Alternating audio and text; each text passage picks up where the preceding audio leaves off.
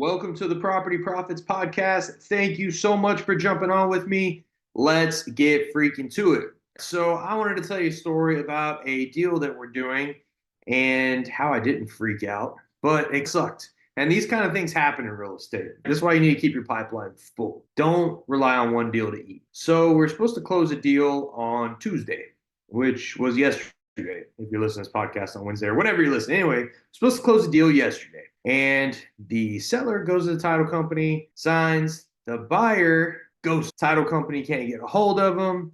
They don't show up. We don't know where the hell they're at. We call them, blah, blah, blah. They finally get back with us and say, oh, our lender needs an appraisal. And we're like, it's freaking closing date. Like, what the hell do you mean they need an appraisal? What's going on? Well, come to find out, my transaction coordinator didn't realize that they did not submit their earnest money either. That is not a normal thing. That is a big slip up.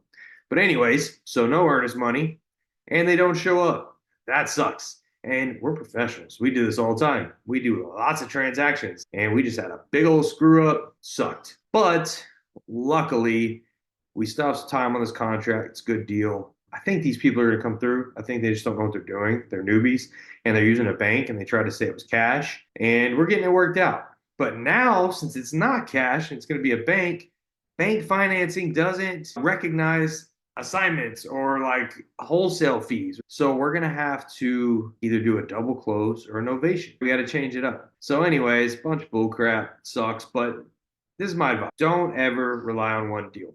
Because if you do and something like that happens, you're like, damn, I need to get paid. And if you don't get paid that day from that one deal, you're screwed. Don't let that happen. We're working on tons of deals all the time. We probably got like 20 on the board at all times.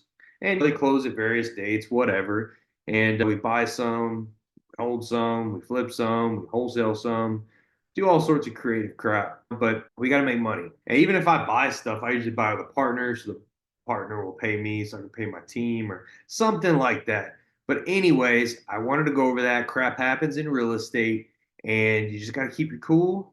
Don't let it affect you too much. Mindset's huge when it comes to real estate, and just know that things happen. When you're dealing with people, when you're dealing with money, things happen. People back out. People don't do what they say they're going to do, whatever. You got to keep rolling. You got to have backup plans, contingency plans. I wanted to just hop on here and let y'all know about that because if you're just getting into the game, if you're new, expect it. For every deal you get, maybe you need 2 deals. So I hope you enjoyed this. I know it was super short, and I hope that you got something out of it. If you did, please leave a review.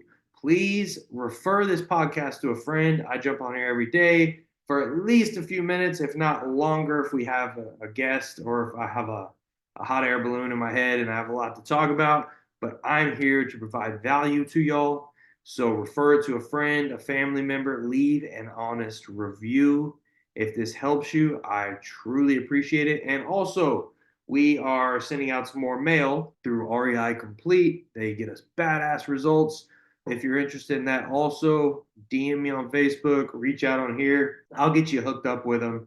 They're pretty badass. They got us a really good return our last round, and we have some clients that we close some of their mail to. And last but not least, if you do mail, when people call you in from that mail and you don't have the address because they're calling you from a letter, I'm going to give you the biggest freaking tip. And I've been paid for this a lot to teach people.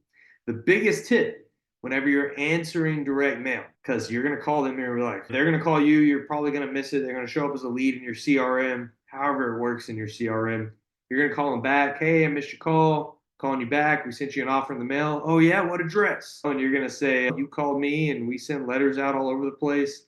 They're going to be like, scam. You don't know. You sent me a letter, blah, blah. Instead of all that, you're going to say, I understand. Give me your address so I can pull you up in our system. They can compute that. They can see that. They're like, oh, they got to pull us up in the system.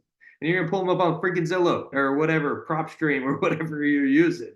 So use that line. But anyway, wanted to bring that up because we are starting to mail again, starting a new campaign. Highly recommend mail over anything else. In my opinion, personally, it's expensive at first, but if you keep it going, it pays you longer. Anyways, hope you got something out of this. Leave a review, tell friends and family. Thank you so much. Can't wait to see y'all tomorrow.